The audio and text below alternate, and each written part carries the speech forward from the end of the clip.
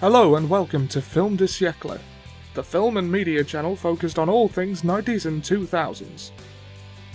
This week, Seb and Olly will be discussing Star Wars Episode 1, The Phantom Menace.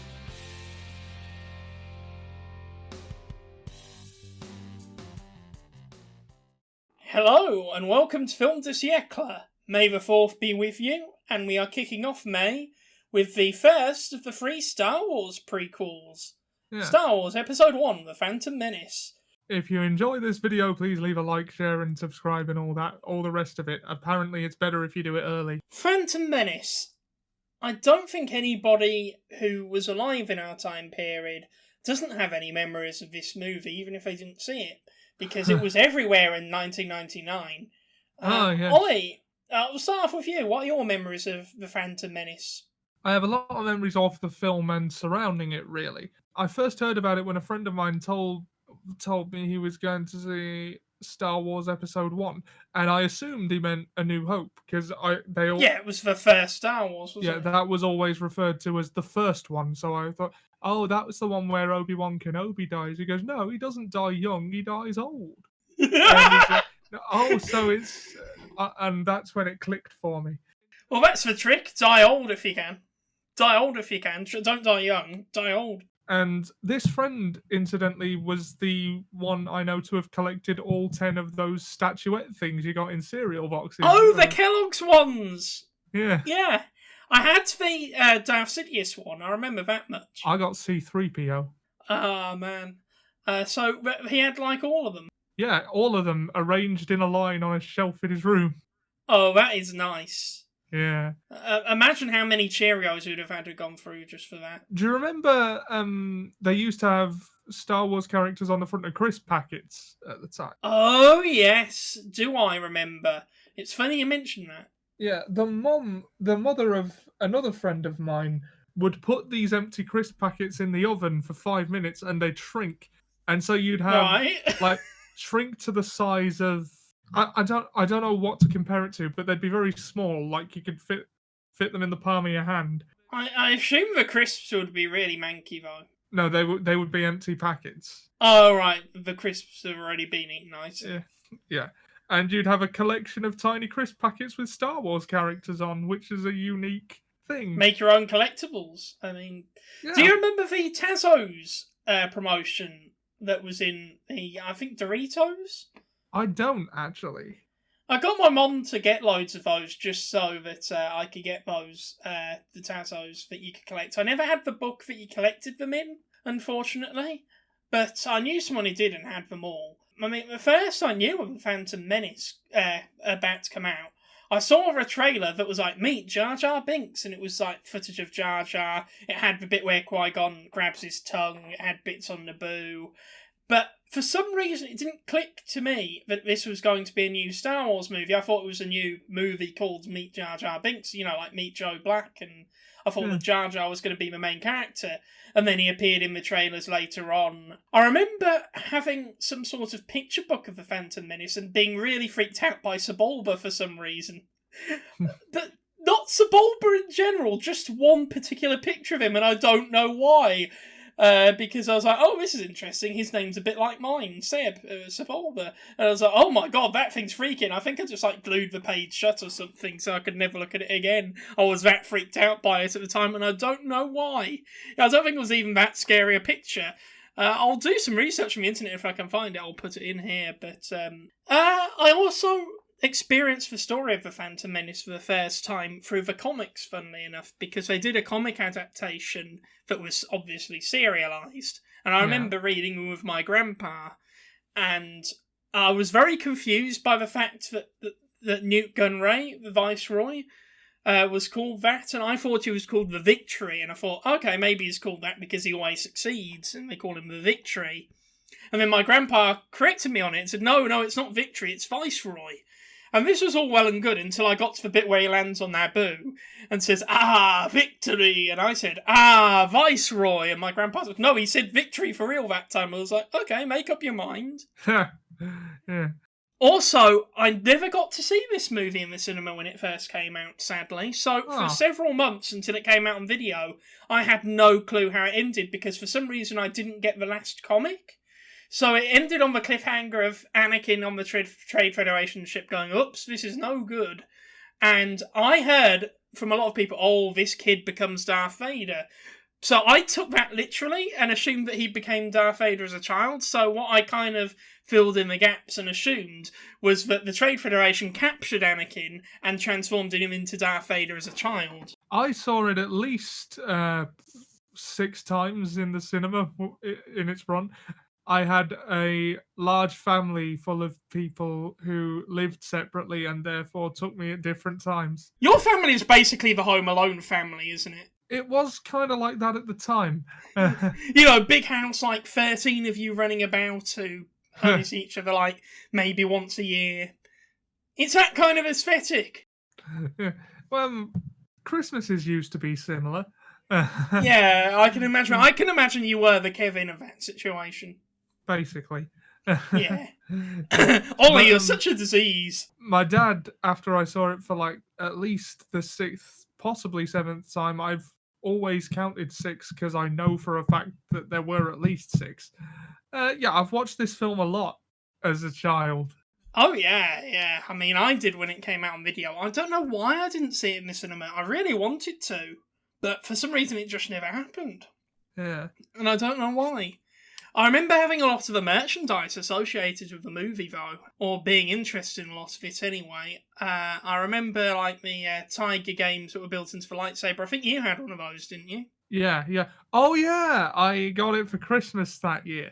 Because I remember visiting you, like, several years ago, and you still had one. Yeah, I think I've still got it lying around somewhere. It hasn't worked for years, but I think I might still, at the time, it was the closest thing I had to a lightsaber handle that I could... Yeah. And it was like Qui-Gon Jinn's lightsaber, plastic with the little red button, and there was a screen above the little red button, and the button had a D-pad on it, and you used it to move Obi-Wan around and then swung the handle when you wanted to attack Darth Maul. Well, I suppose at the first opportunity you'd want to, wouldn't you? Yeah. A dangerous guy. I remember him being in a lot of the advertising and thinking, oh wow, he looks pretty cool. I remember when it came out on video, there was a DVD on video and DVD, because this was one of the first DVDs. And I remember it said for a limited time only, and then Obi-Wan saying, we're running out of time, from the movie. I like it when clips from a movie correspond with what the narrator's saying in the advert. But that annoyed me, because they're always like, for a limited time only, and it never would be, because... I don't know about you, but I bet if you went into like a video store today, you could still buy the Phantom Menace. Yeah. Why did they BS like that? I never understood that. There were those Lego adverts. Yeah, I remember this was when Lego Star Wars was fairly new. It was the first year. I think the second year, because I remember having like the 2 Endor bikes before that in Lego. And then they started releasing Phantom Menace stuff, like if you could afford it, you could get the pod racers in Lego. Also, I remember being up like 4 o'clock in the morning because I couldn't sleep for whatever reason. I can't remember what it was. This was in 1999. And I remember seeing an advert for Star Wars Phantom Menace chess. And there was like actual live action footage that went in the advert. And it was like, and the Queen moves, and then like there would be like the piece of Queen Amidala moving, and then Queen Amidala would be walking, footage of her, and for some reason it ended with Darth Maul on the edge of the cliff, and Amidala kicking him off the cliff, and I thought that this would be like part of the movie plot, that she'd be a significantly more action-packed character, and that she'd end up fighting Darth Maul on a cliff and kicking him off. Yeah. And I assume that she was just prominent in the advert because she was a queen and one of the pieces is a queen. And that was the only reason, and maybe I was reading too deeply into it, but whoever they got to play Amidala looked the part, because I was convinced it was the Amidala from the movie. Oh. So, until I saw it on video, I assumed that she'd play a more active part in the movie, based on that advert alone. Yeah. I'd love it if I could find that for Star Wars chess. But This movie, I mean, merchandising was a huge part of its success, I think, because, even though a lot of commentators and reviewers have taken to hating the prequels for like a good decade and a half, this was still a very successful movie that a lot of people went to see and were very hyped for. Oh, I had a Darth Maul Rubik's Cube. Oh, bloody hell, with red and black. That must have been a nightmare to sort out. No, it was Darth Maul's head, but in like 4 sort of squares that you shuffled around. Only 4? That must have been a lot easier. I still couldn't do it. I think that's more of a commentary on you than like me. Yeah, I've got a Rubik's Cube right here. I'm not very good with them. No, I can never... Oh, no, I did it once. And, I actually did one once. So I was like, oh my god, I don't know how I did it, but I did it. And then my grandma grabbed it off me and messed it all up again. I was like, oh, but now you can do it again. I was like, oh my god.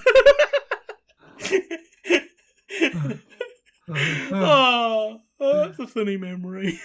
I remember being so incredulous when she did that. I was like, bloody hell. I did finally get to see this movie in the cinema, actually, when it had the 3D re-release about 7 years ago. Now, I saw it with you. I might have seen it a second time with a different group of friends. I don't know, but I definitely saw it with you. You definitely saw it twice with me, because I remember both times. And it's here that I mention it is tied with another film, also a Star Wars film, for the film I've seen the most times in the cinema, with 9. You went to see it as many times as you went to see The Last Jedi, didn't you? Yeah. Yeah. Tell you what, 2 good movies to see 9 times in the cinema. Yeah, absolutely. For very different reasons. Oh yeah, for very different reasons. I mean, The Phantom Menace is still a laugh and a riot, even if you can't get behind, the movie fully. But one bit of criticism I never got about this movie, and I'm sure that I'll elaborate more when we get into the full review, is that apparently it's a boring movie because it gets into the politics of the galaxy more. Even as a child, I didn't think it was boring. I thought the political bits were quite compelling and interesting. Yeah, also, the action starts very early on. Oh, yeah. It throws you right into the action on the droid ship. And one thing, as a child, when I first saw it, I don't think I knew what was going on during the Senate scenes. I thought it was some sort of game show. I don't know, because it had a similar aesthetic to Who Wants to Be a Millionaire, and the ball that Boss Nass holds up at the end reminded me of the orb from the beginning of Who Wants to Be a Millionaire. So I thought that, Ian McDiarmid was some sort of galactic Chris Tarrant figure. Yeah. So I didn't quite understand that. So, let's open up this movie, take a look, and see what we think all these years later of 1999's Star Wars Episode 1, The Phantom Menace. Alright. See you after the credits roll. And we have returned, having watched The Phantom Menace. So, Ollie, did you like the movie? Yeah. I did. It was a fun time, as it always is. It is, isn't it? I've always enjoyed this movie. And I've always said it's like a modern-day nativity story, in that it's just an eclectic cast of random dignitaries that come together in a time of need and support a child, and it's just got that feel about it. I don't know what it is. And Anakin is basically Force Jesus. Yeah, exactly. You've got the wise men, you've got the people who are close to the king, you've got all that. Yeah. I think I always like you were pointing out things in the background. The thing I consistently like about the prequels is the attention to the little mundanities in the background, Oh yeah, the attention to detail is incredible, and the creature design, the set designs. I just feel like everything took you can see why these movies took several years to make each. Yeah, absolutely. And if you've ever seen any of the making-of documentaries for any of the Star Wars movies, at the concept art stage, just how much work goes into designing these creatures. And, for example, different characters are often repurposed from earlier designs. For example, I think that Plo Koon was originally conceptualised as a Sith character and then reused as a Jedi. There's just loads of little things like that. Yeah. I suppose he could be like a good Sith design, now that you mention it. Yeah, he looks kind of scary. But one thing that I really like about The Phantom Menace out of all the prequels is I think it's the most real looking of them. Which is a bit of a funny thing to say, considering this was when Star Wars was criticised a lot for using too much CGI and not enough practical effects. But there were plenty of practical effects in this movie compared to the other two. Yeah. I mean, for example, the use of miniatures, the whole arena where the pod race takes place, Phantom Miniatures. I do really like the pod racing scene. Oh yeah, and to be honest, I think out of everything, visually, it's the pod racing scene that holds up the best today. I want to touch on something thematically, though. Yeah. This film really does a lot to establish the myth of the Jedi and their mythical status, because, like, they send 2 of them to the Trade Federation when they've got an entire army full of ships, and the Nemoidians, true, they're supposed to be cowards, but they're shitting themselves. Oh yeah. Because there are 2 Jedi on board, which means they're definitely going to lose. Their reputation precedes themselves. Yeah, and then later in the film, Anakin clocks Qui-Gon for a Jedi, straight up rejects the idea that a Jedi can be killed. Oh yeah, they're known by reputation. Yeah, so, like, the Jedi are basically deified in that universe. At least amongst people in the know. I mean, in later media, it's established that Jedi are considered myths to some, or not even known about by others. But, you know, that's usually several decades later after they've virtually been driven to extinction. But those that do know about them revere them as basically god figures. And I think that's part of the problem that they faced as an institution, you know? Well, exactly. It's living up to that reputation when, regardless of whether they like to believe it or not, they're all flawed individuals themselves. Yeah, and of course we see that a Jedi can in fact be killed. Well, exactly. And I kind of like that level of vulnerability that's shown at that earlier stage. Also, I really like the way that Qui-Gon's funeral sort of mirrors Darth Vader's funeral in Return of the Jedi, because you've got the funeral pyre, and how in the beginning, you know, the Jedi were loved, they had many people support them, and by the end it's just Luke there to, you know, give his Jedi father a proper burial. Yeah. It's quite an interesting contrast. Where it fits in the canon is a very interesting discussion to have, but as a film, yeah, I can understand why a lot of it wasn't received very well. Some of the acting is baffling, and some of the CGI, when it's there, does look a bit like it hasn't aged super well. When we first saw Jar Jar, he looked a bit more like a cartoon than I remember him looking. Yeah, in the more high-definition version of the film, he definitely stands out against the obviously real background and the real actors. Yeah. It reminds me a bit of the one time I told you about, and you mentioned this as we were watching it.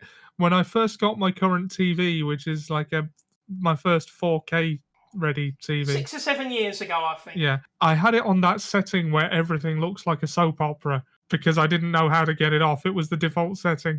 And I watched an episode of Arrow and everything looked really fake. I've changed the settings now so that things look like how they're supposed to, but everything looked so fake. That's a problem. The picture was too clear. Not all of the visuals, keep in mind that these were cutting edge in the late 90s, not all of the visuals stand up to scrutiny in the 4K era. No. But those that do look pretty breathtaking, I've got to say. Yeah, like in the brighter colour palettes, the scenes with brighter colour palettes, it looks really good. To be honest, and this is just my own taste, Episode 2 and 3's colour palettes never really appealed to me too much, but Episode 1's does. It is brighter, it's more vibrant. Yeah, the brightness and the vibrancy feels more in keeping with the original trilogy in some respects. I mean, if you ignore things like the corny dialogue and weird acting, like I said how nonchalant Jake Lloyd sounds when he's saying goodbye forever to 3PO. To his knowledge at that particular time, obviously. Yeah, he's just like, bye. Yeah, I mean, I feel like at this point we know what George Lucas's strengths and weaknesses are. His strengths are his imagination and how he can do world building and mythos and all of that. But I feel like his weakness is often the character's dialogue and making them sound convincing or human.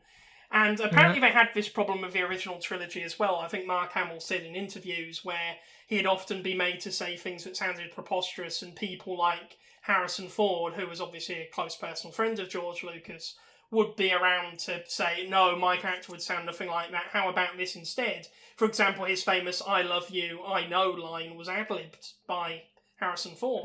Because he thought that seemed more in character. Originally, he was supposed to say "I love you too," but it's more Han Solo saying "I know," and that's the line we associate with that character to this day. So he was right on the money there. And I feel like this is a take I see quite often about the prequels, that a lot of these shortcomings are because at this point George Lucas was so well revered for being a genius filmmaker that when he did get things wrong, people wouldn't really come forward or confront him on it or try and help him improve things. Not because they were necessarily afraid of what he might do, because from what I know about George Lucas, he wouldn't be like that at all. He'd give you a fair hearing. But just because they took his word for it that he knows what he's doing. I think that's probably true. I mean, if I were on a new Star Wars project with George Lucas, I'd keep my notes to myself. It's often forgotten when we associate movies with a particular director that filmmaking is a very collaborative effort. For example, the original trilogy was made much better by, I think it's Marcia Lucas, his wife. I think I've got her name right. I can't remember the name, but his wife at the time, I think... well, she basically saved A New Hope because the original cut of the movie didn't... Unrecognisable. Yeah, that's what I've seen. And of course, he had Lawrence Kasdan in to direct and Irvin Kershner for the episodes 5 and 6, which I think helped. Whereas with this one, George Lucas directed the movies, he wrote the screenplays for the movies, he was very heavily involved in the concept art and choosing designs and choosing character arcs. He was much more involved and delegated a lot less in the prequels than he did in the original trilogy. Yeah, and it does show. I mean, in a way, it's a more raw and pure vision from George Lucas in that regard. Yeah. And with that, you get the pros and the cons of that. Yeah, the prequels are a much more cohesive story than either of the other trilogies, I think. I agree, because... whether that turns out to it being told well is a different question. I mean, people complain about the sequel trilogy obviously being made up as they went along, forgetting that the original trilogy was as well. This is the trilogy that probably had the most planning all the way through. And it's not necessarily better for it. It is in some respects, but not all around. The original trilogy was made up as it went along, but George Lucas was always, there. I mean, he, as far as I'm aware, correct me if I'm wrong, George Lucas was always the one who plotted it. Yeah, plotted it. Yeah, that's fair. And so I guess it has that over the sequels, whereas that was handed off to... each film was handed off to whoever was in the chair at the time.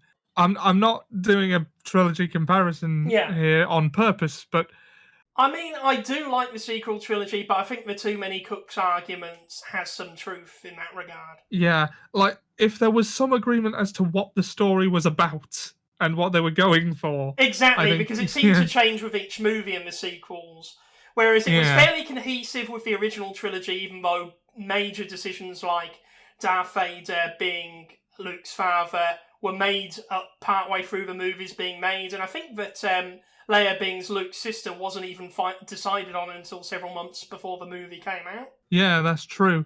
Which is fine, it all worked out. Wasn't it originally Obi-Wan was going to be Luke's father? No, what was happening with Empire Strikes Back is to maintain the secrecy of the big twist. They were asked to film a scene where he says, "No, Obi-Wan killed your father." Oh, right.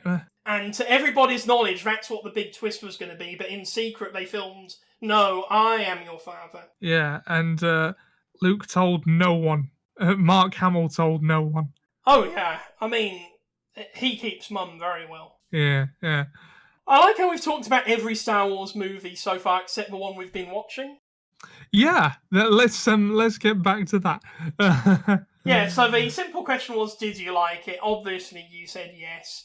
I liked it, and I feel like I appreciate this movie more and more with time. Yeah, I think I would agree there.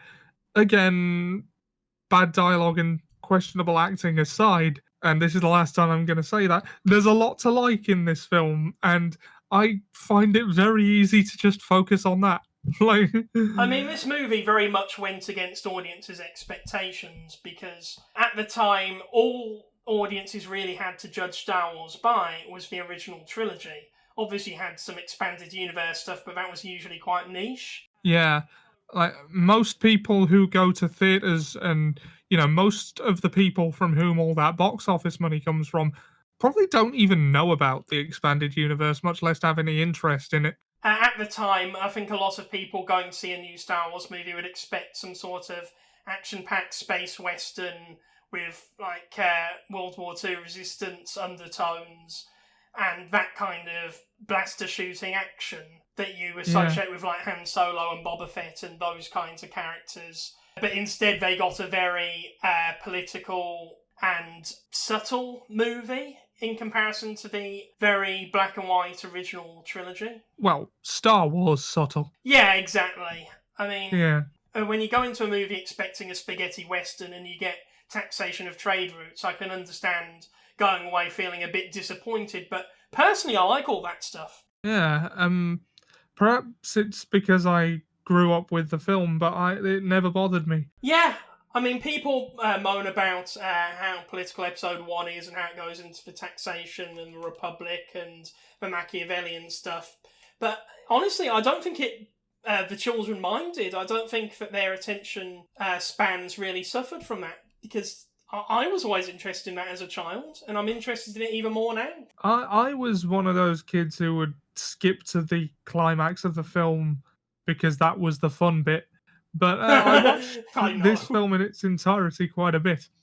Yeah, because I can tell you're like, oh, get back to the lightsabers, and I would have been like, yes, it is amazing how Palpatine's pulling everybody's strings behind the scenes. Yeah. I didn't even know he was the Emperor until like after I'd seen episode 2. It's amazing. Do you know how, like, as a kid, I figured out that Palpatine was the Emperor? Go on. I didn't actually know the Emperor's name, but I was playing Star Wars Galactic Battlegrounds, and I was on the map creator, and you could place any unit you wanted, and one of the units was Emperor Palpatine. I was like, Palpatine? Which one? I know that name, Palpatine. Oh, is it him? Yeah, I mean, it's one of those things that wasn't really outright said in the movies, but it was well known that originally the Emperor was a senator called Palpatine, and this was before Episode 1 came out. So, and obviously, most adults would realise that the Ian McDiarmid behind the cloak is the same Ian McDiarmid who's playing the Senator Palpatine, and connect the two.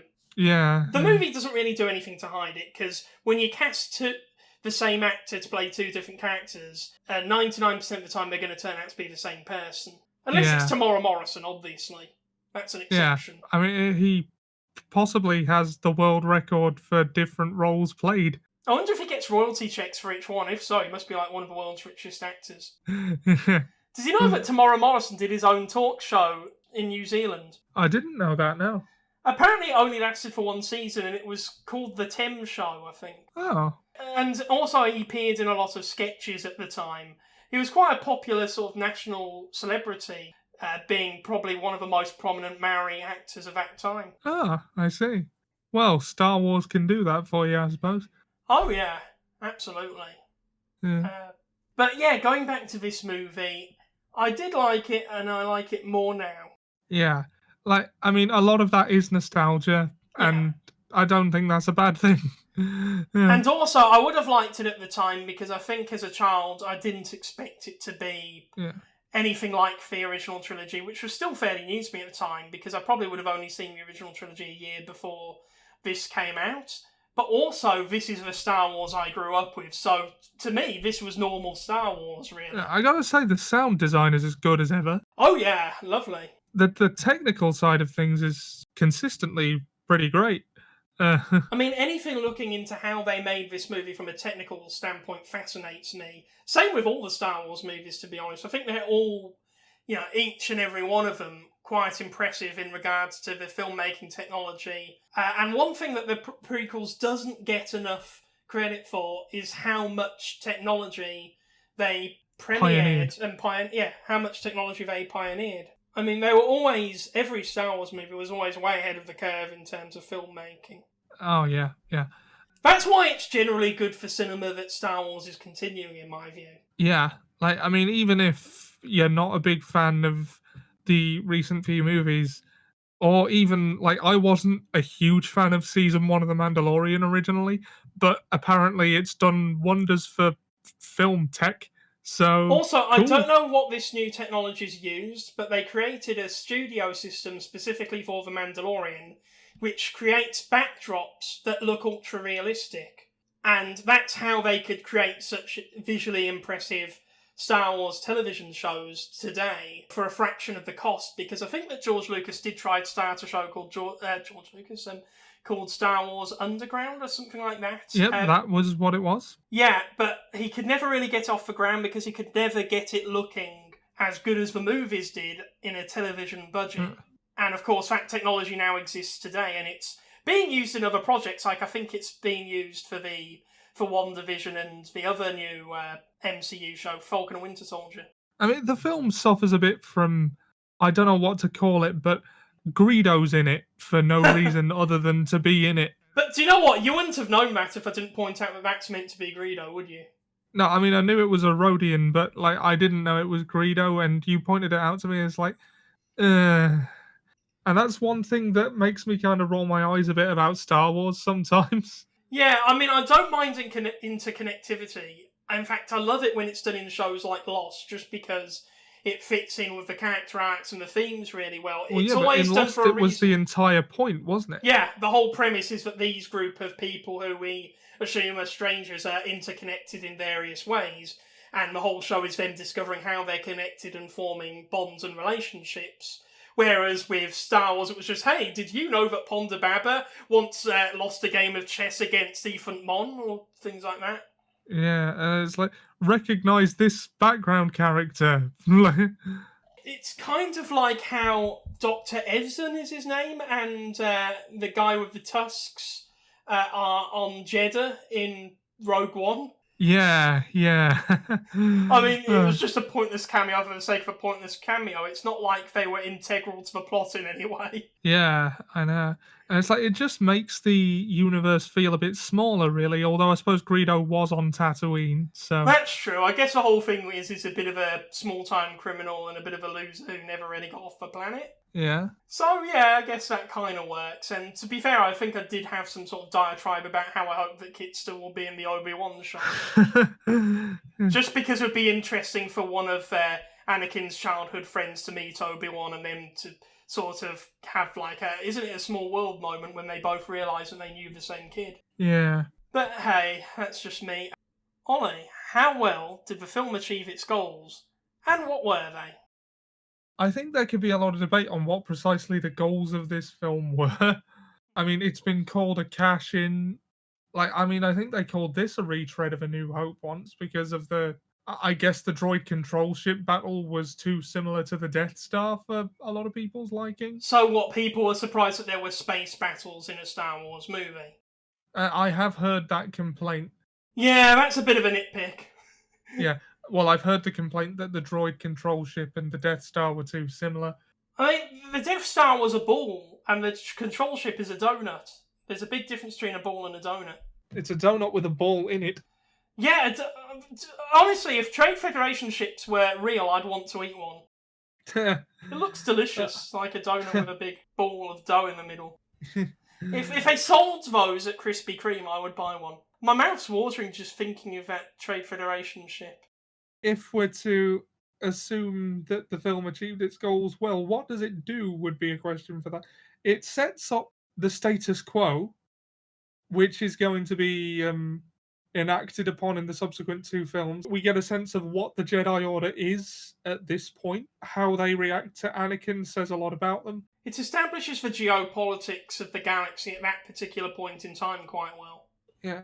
And also how easily a planet can be basically invaded when the Senate is just full of bureaucrats. Exactly, because it's very well established how the circumstances of the Empire forming come about. Yeah.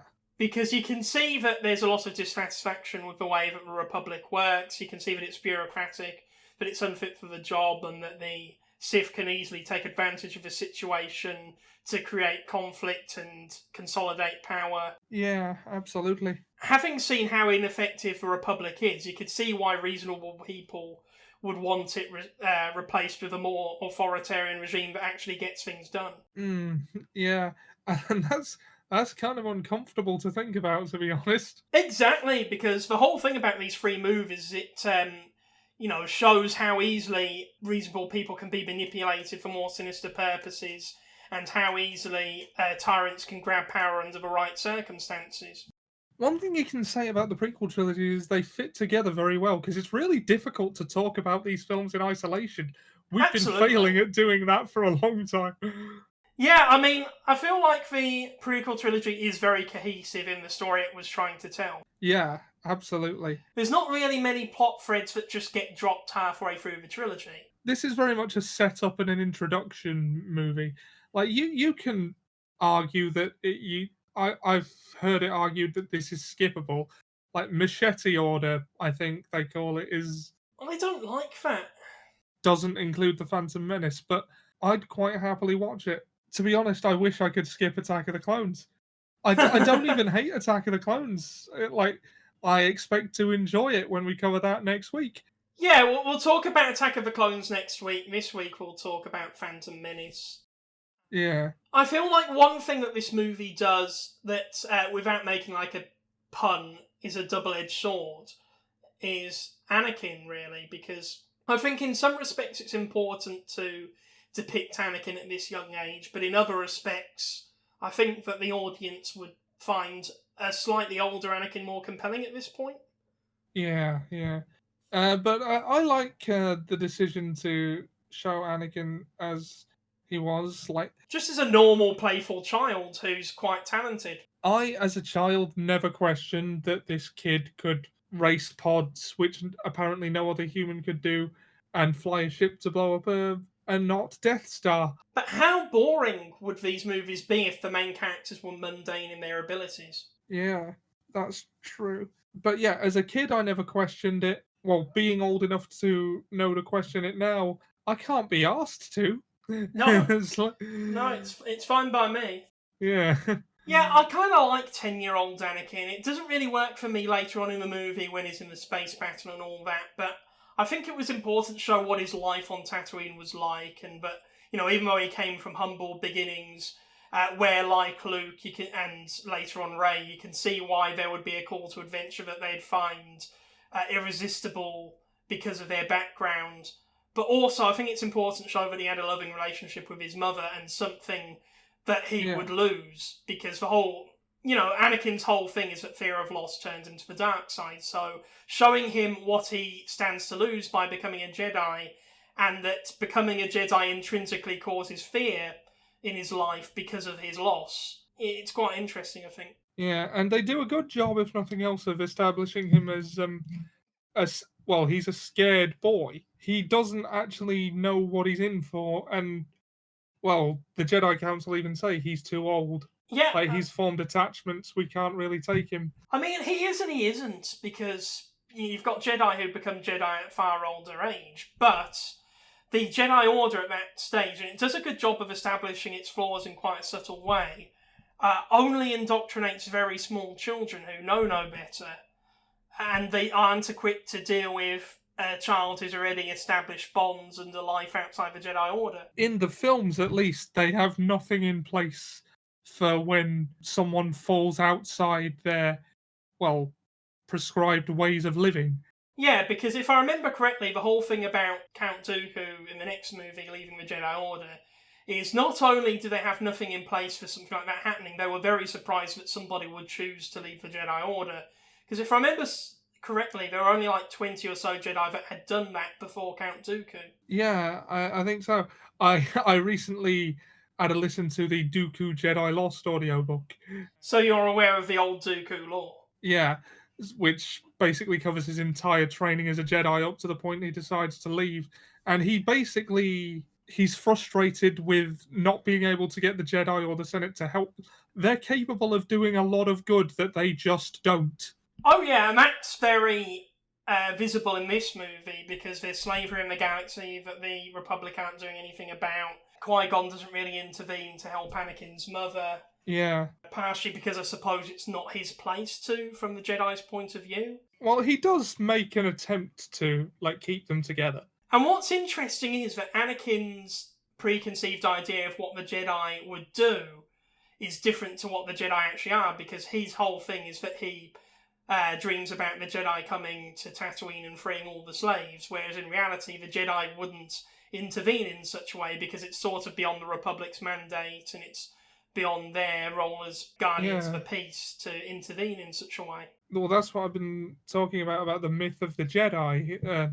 Their reputations have taken on lives of their own, as it were. I think they have some sort of idea that being guardians of the peace means establishing an absence of conflict, whereas in reality, intervention would be needed to stop injustices like slavery existing in the galaxy. Yeah, I think the tale of the Jedi has only grown in the telling. Yeah, exactly. And that's why Anakin has such a romanticized version in his head of what the Jedi are or should be. Which establishes quite quickly why later on in his life he could become disenfranchised with the Jedi. Well, we were talking about Dooku. I think he became disenfranchised with the Jedi for similar reasons. Oh yeah, because it would be... I think it's bad storytelling when you have villains who are just villains for the sake of being villains. I mean, it makes sense that Count Dooku would start off as somebody with good intentions that wants to do good for the galaxy and later become corrupted into a Dark Lord of the Sith because Palpatine knows to manipulate his passions. When Palpatine says to Anakin, we'll watch your career with great interest, that gave me goosebumps a little bit. Oh my god, I love the Palpatine scenes in this movie. That bit gives me goosebumps when he says, I'll watch your career with great interest. I think we can agree that Ian McDiarmid is the best thing in the prequels consistently. Oh, absolutely. You get to see every shade of him in these movies. I like his more subtle depiction of Palpatine in The Phantom Menace. My favourite scene, possibly in the whole movie actually, is the funeral scene for Qui-Gon, when Mace Windu and Yoda are talking and they say, the ways two there are, a master and apprentice. Which one was destroyed? The master or the apprentice? And then the ominous music plays and it slowly but subtly pans over to Palpatine standing amongst them. It's just very scary story around a campfire. It's just a very atmospheric scene, and there's so many atmospheric scenes. It's like the balcony scenes where there's the sunset and Qui-Gon and Obi-Wan are talking, and this movie is really good when it slows down. Yeah. And ironically, one of the biggest criticisms is that it was too slow. Or at least one of the more popular ones, I think. But I think the slow scenes are more enjoyable in the long term. There's more to discuss. Yeah, you can breathe with these characters. Which is just as well, because there's non-stop action in huge chunks of this movie. Like, you've got a 15-minute pod race. Well, 5 minutes in, they're cutting through battle droids. Exactly, and that's a really good introduction for a Star Wars movie, by the way. Yeah. I think if we're talking about what the film's goals were, I think that George Lucas really badly did want to tell the story of Rise of Darth Vader and the Fall of the Republic, because he was clearly very passionate about that story. I mean, obviously there would have been the whole ka-ching merchandising element of it as well, because obviously Star Wars is the biggest cash cow that man will ever have. Yeah. But if he wasn't really passionate about telling this story, then he would have just gone ahead and done Red Tails like 10 years earlier. Because this is a man who's got no shortage of stories that he wants to tell. I haven't seen Red Tails. I really like it. It's not amazing, and it's not exactly the most hyper-accurate World War II aircraft movie, but it's fine for what it is. It tells the story of the Tuskegee Airmen, which I think is an important story to tell and an important one to know about, because it's amazing that America's most accomplished fighter squadron was completely segregated. Yeah. Which is part of the many reasons why desegregation in the military was one of the first institutions in the US that was desegregated, because of how much respect the coloured airmen built up during the Second World War. Oh. And it was always quite surprising to the British and French soldiers how much animosity there was amongst certain quarters towards the African-American servicemen in their own army on the American side. But yeah, sorry, I've got us off track again. Yeah, sorry, we're talking about civil rights now. But this is what Star Wars does to us.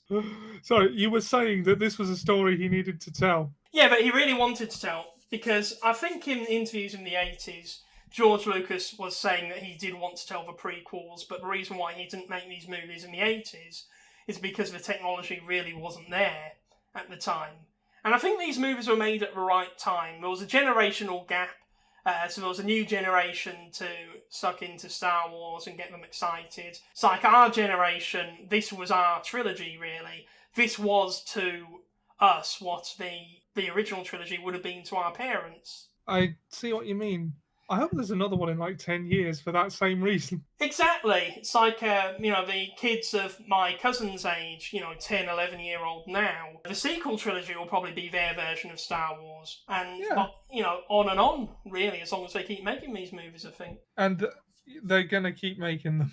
But I think that in the terms that George Lucas decided to tell a story because he was particularly passionate about it being told, I think he told it quite well. I don't know if it came across well to everybody, but you're never going to achieve that.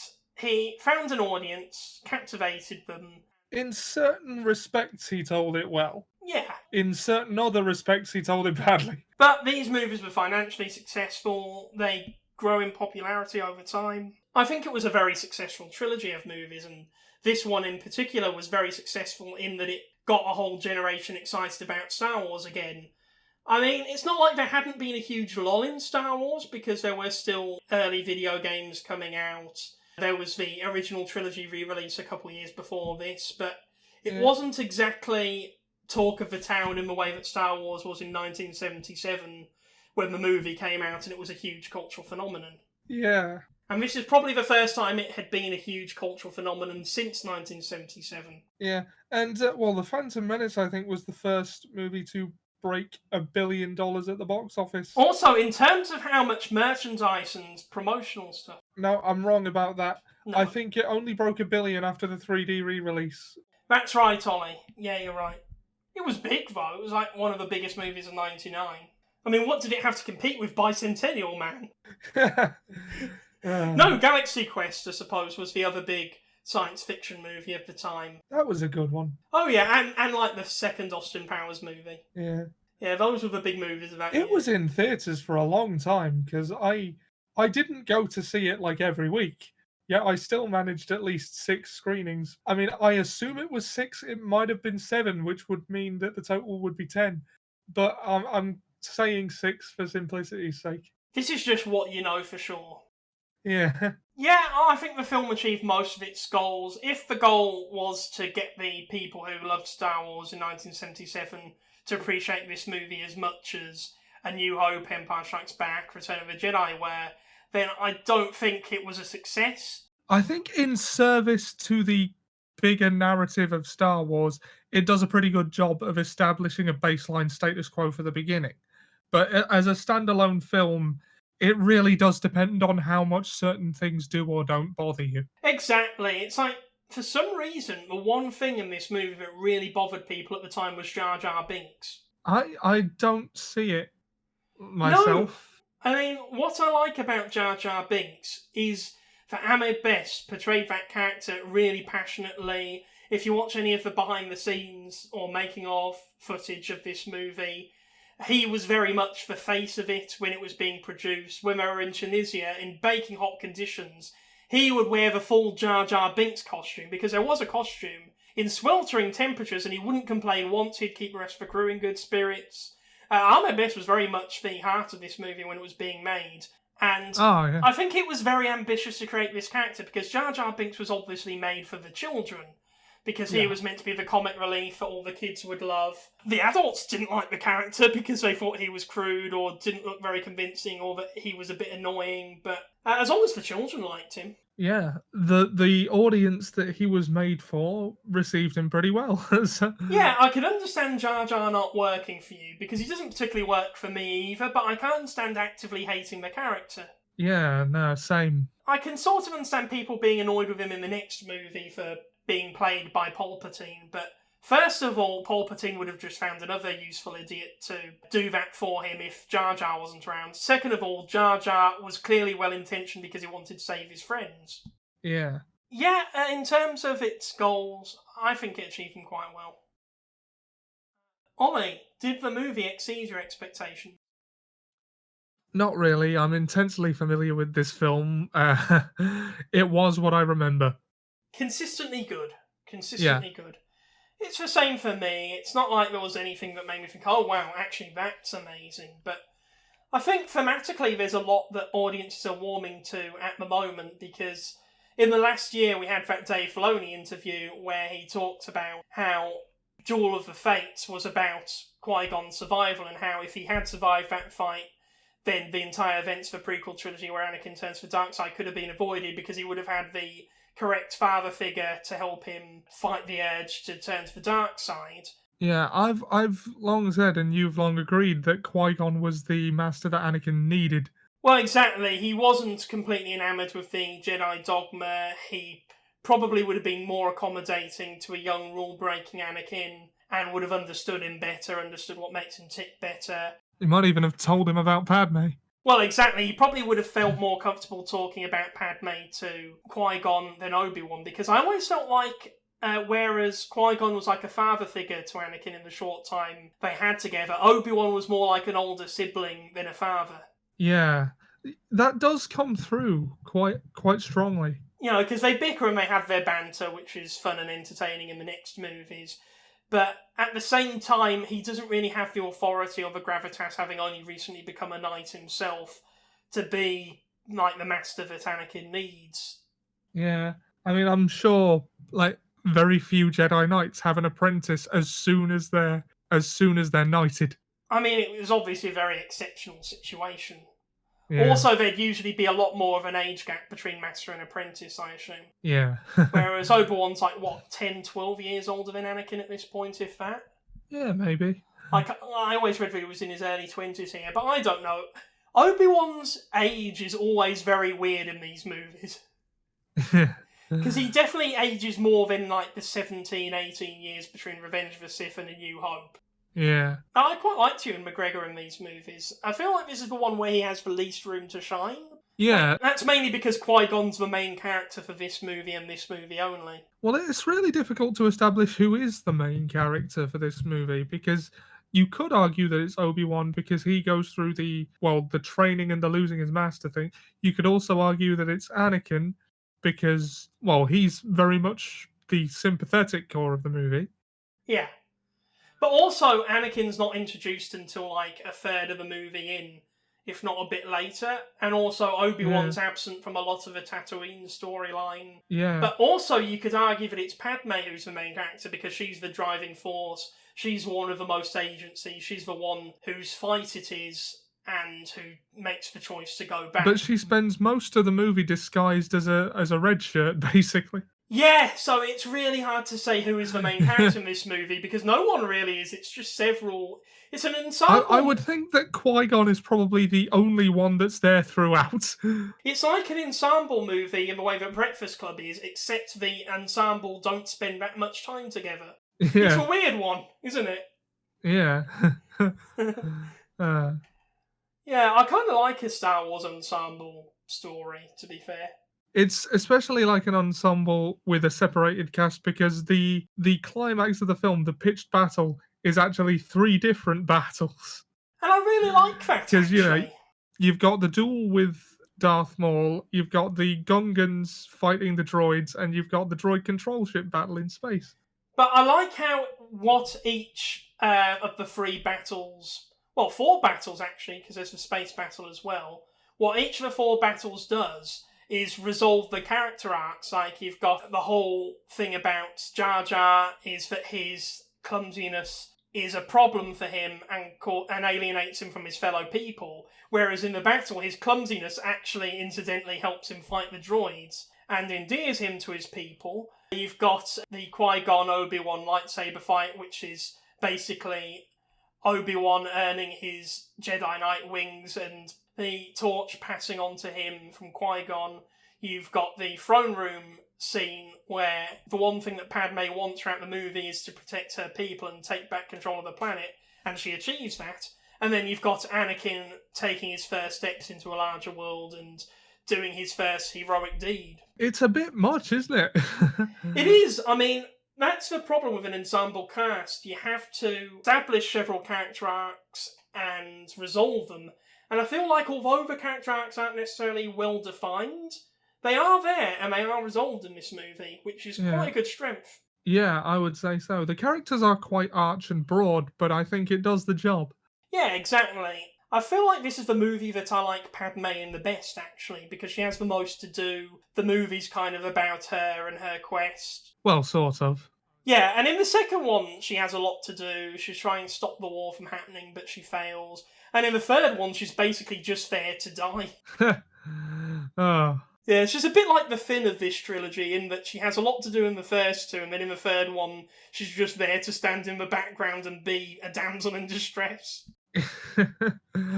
I never thought I'd ever make that comparison, but yeah, it works.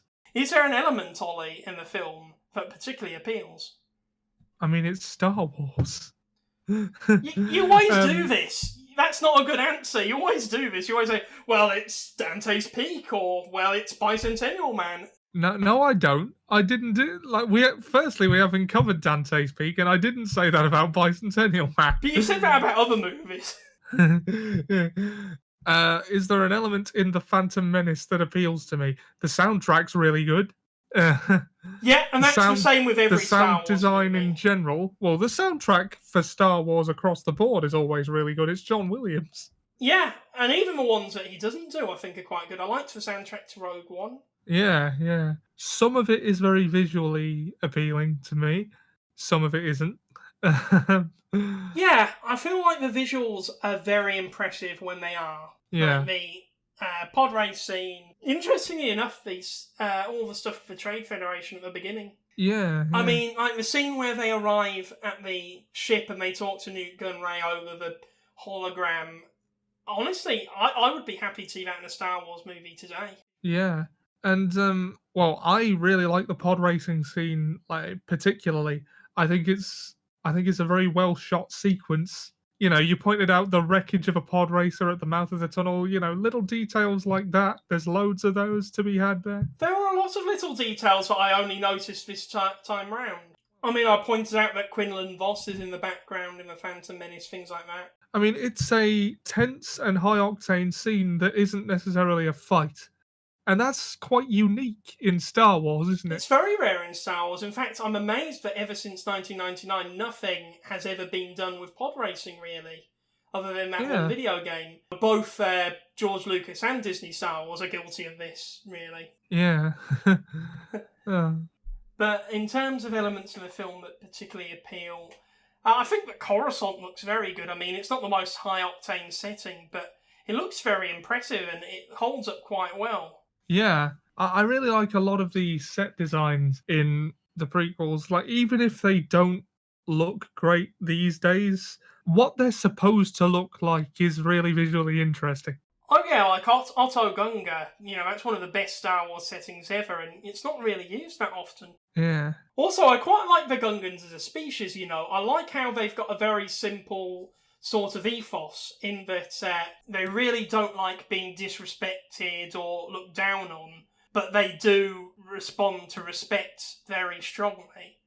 Because I like that all that Padme needs to do to win them over is to show them humility and respect. Yeah, one big display of humility. That was all it took. And I love that because I like how their value system is so simple. Because at the end of the day, those are the most important characteristics, really, when it comes to forging bonds and relationships between peoples. Yeah. So I think that was quite a nice detail in this. I find the character of Watto quite compelling. I don't quite know how to feel about Watto myself. No. I mean, the thing about him is he's quite interesting and almost likeable at times, but at the end of the day, he's a slave owner.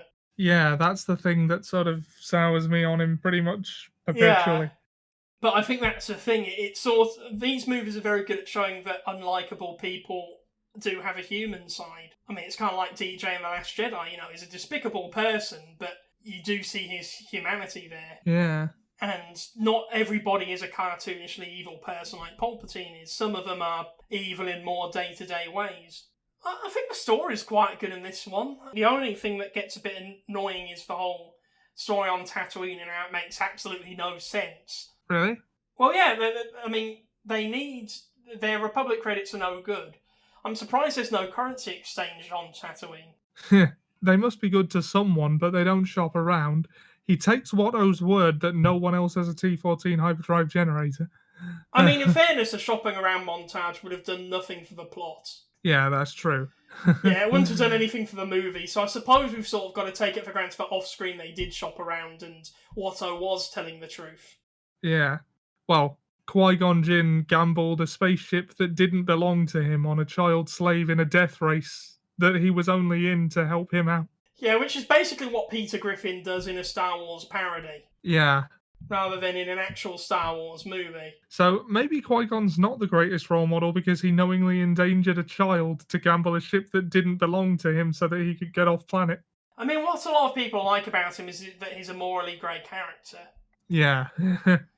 Which I think is why he would have been such a good master for Anakin. And well, there's also the fact that because the Force, he knew everything was going to be okay. Yeah, and I like those kind of characters, you know, those stoic, fate and destiny will be with us characters. A bit like John Locke from Lost, actually. As in the real John Locke, not the imposter in the last season who was a bit sus. Yeah. So, how do you think this film holds up today? Alright. Obviously, we've mentioned not all of the CGI has aged very well. It depends on the metrics that you measure it by, doesn't it? I have definitely seen worse looking, more recent films, though, so... Do you know what? I'd agree with you there, and to be honest, I'd say I've seen worse looking, more recent Star Wars films in episodes 2 and 3 to some respects. 2 I would agree with there. Yeah, 2 I don't feel like it is as visually strong as the first one. 3 is in places. Parts of it look a bit cartoony. It's like, Utapau for some reason doesn't do much for me. Right. But we'll get to that in the later ones. If you didn't like it in 1999, you're probably not going to like it now. If you did, I think you probably are. But do you know what? It's all about expectations. Like, if you watched it at the time, didn't really like it because it wasn't the Star Wars you remember, then it might be worth looking at it with new eyes today. Asking whether a Star Wars film holds up today is, I don't know, it feels kind of weird to be asking that question, if you know what I mean. Because they're timeless movies, but they're quite often associated with the generation that were children at the time they came out. Yeah. I feel like it holds up reasonably well, and that, if anything, it's looked upon more kindly today. Yeah, I would agree that it's looked on more kindly today, or at the very least, the people who hated it have moved on to be mad at other things. The visuals of the Star Wars movie improves with each technology leap. I mean, I think you would be very churlish if you didn't like the new movies to at least admit that visually they're the most impressive Star Wars has ever been. Yeah, this is true. Also, they've continued to blend practical and CGI effects quite well. One of the main criticisms for prequels is the over-reliance on CGI. I don't think that really comes in until the next movie. I feel like the CGI for the most part is quite well blended in this movie. With Jar Jar it's difficult because he was actually filmed, but the suit wasn't considered to be convincing enough with the CGI head that they had to put on, because obviously Ahmed Best looks nothing like that in real life. What they came up with was fully rendering the character in CGI but superimposing it over the actor so they can still get his movements, because this was before motion capture, so this is the closest they could get to accurately replicating Ahmed Best's gestures and actions, and because obviously with a character that's so slapstick in a way, you sort of have to convey most of what he's saying and doing visually, which is difficult in CGI at that time because the technology wasn't quite there yet. And this was right before Lord of the Rings pioneered the motion capture thing. Yeah, like 2 or 3 years before this was being made, so it wasn't quite in time for that. So finally, was the film received appropriately at the time? Well, it depends on whether you mean critically, commercially, or by fans. And with Star Wars, the answer is almost universally probably not, to be honest. Yeah, I don't feel like it got the respect that it deserved from audiences at the time. I think casual audiences liked it quite a lot. It was just the more diehard, vocal fans that shit on it, and it became quite a meme in pop culture at the time that the prequels weren't very good. It's like Series 2 of Spaced, where the main character, played by Simon Pegg, really hates the prequels and he just can't get over it and he burns his Star Wars collection. It sort of became... there was almost a consensus amongst critics and what were dubbed Star Wars fans at the time that the prequels weren't very good. I think critics will have marked it down for the technical failings that it does have. Yeah. It's difficult to argue that the prequels are technical successes. But the interesting thing is, if you look at the news outlets at the time, when it first came out, it was actually quite well received for like the first week, because obviously there was a lot of hype, and once that died down, the movie was more critically assessed. And that's when the consensus came that it wasn't a very good movie, or at least nowhere near as good as the original trilogy. Yeah. I mean, it's like, I seem to remember a news clip of Shaquille O'Neal saying how amazing the plot and the visuals of the movie were. I don't know why Shaquille O'Neal, of all people. I don't think he had any association with Star Wars. I think he was just an interesting talking head they could interview. Yeah. So, I'm going to have a look at the box office now, because I remember this movie doing very well. Well, it was in theatres for a long time, I remember. Yeah, okay, well, this is very interesting. It had a budget of 115 million and a box office of over $1 billion. Although that might be for like both the original and 3D re-releases. I think it is. I'm just going to read into it more because I think you're right about that. Original release. Interestingly, 924 million of that was from the original release, so only 100 million of that was from the 2012 re-release. Yeah. So 9/10 of what it earned was from the original release.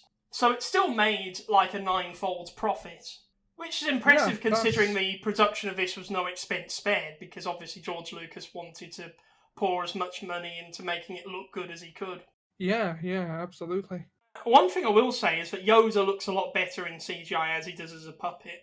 So this is one of the Star Wars movies where the whole special edition obsession that George Lucas had was probably a net benefit for this movie. Yeah, I would agree. I will say that this movie did have a huge impact on the zeitgeist. It's like you saw Darth Maul stuff everywhere for about a year. To a lesser extent, Jar Jar Binks stuff. One criticism I do have about this movie, actually, is I don't like how the central struggle isn't very well defined, because they keep getting these telegrams throughout the movie, I suppose you could call them, from Sio Bibble about how the people are suffering and dying, and that's supposed to raise the stakes and make them want to return to fight the Trade Federation. But we just have to take their word for it, because Newt Gunray keeps telling us this, but we never see it. I mean, I'm not expecting any sort of grisly, grim, dark, Schindler's List scenes in like Naboo camps, but I would have liked to have seen something to establish whether they're just bluffing or whether the people actually are suffering and dying on Naboo. It doesn't help that it's a very peaceful and prosperous looking location in itself, so it's kind of hard to imagine like human rights abuses going on there. Yeah. That's true. Yeah, I agree.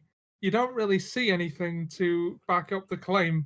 Although, what I could buy is that there are people suffering and dying through incompetence, because if you think about it, a droid army logistically is probably going to be poorly equipped to be an occupying force for a civilian population.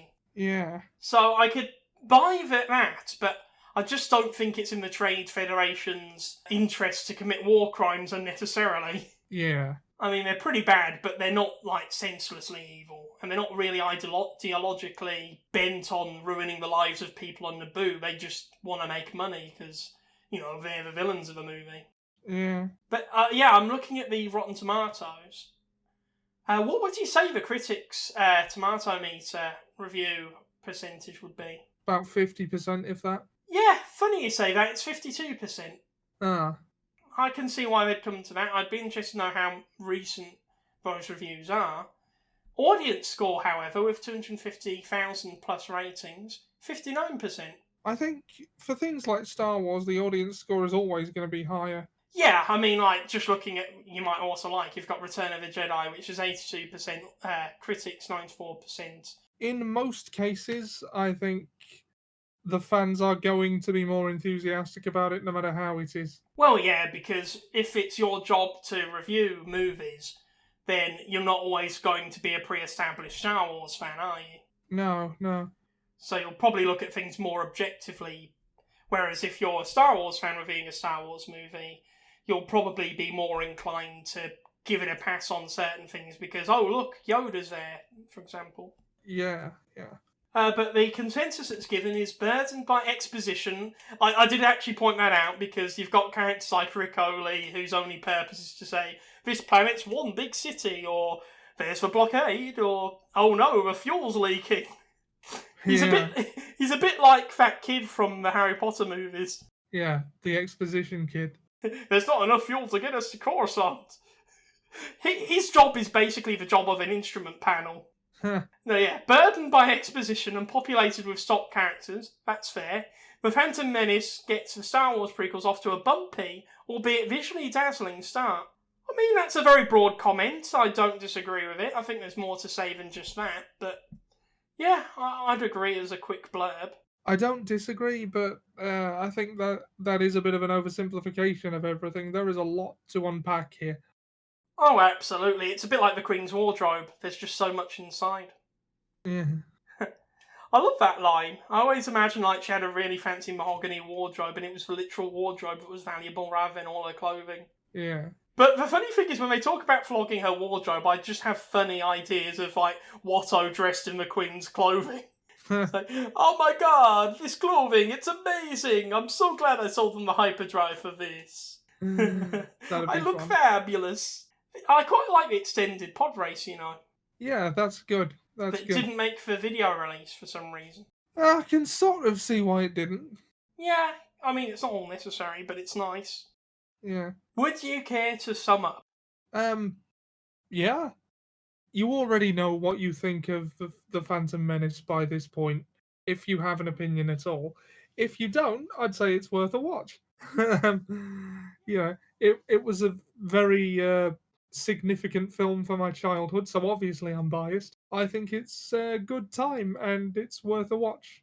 Yeah, I mean, if you've come into this review with preconceived notions about not liking this movie, I'd say give it another chance, especially if you haven't seen it in a long time. Yeah. Because there's a lot to appreciate about it, and it won't necessarily be the things that you want a Star Wars movie to be. Like we said, we like the themes, the whole father-son dynamic thematically between Qui-Gon and Anakin.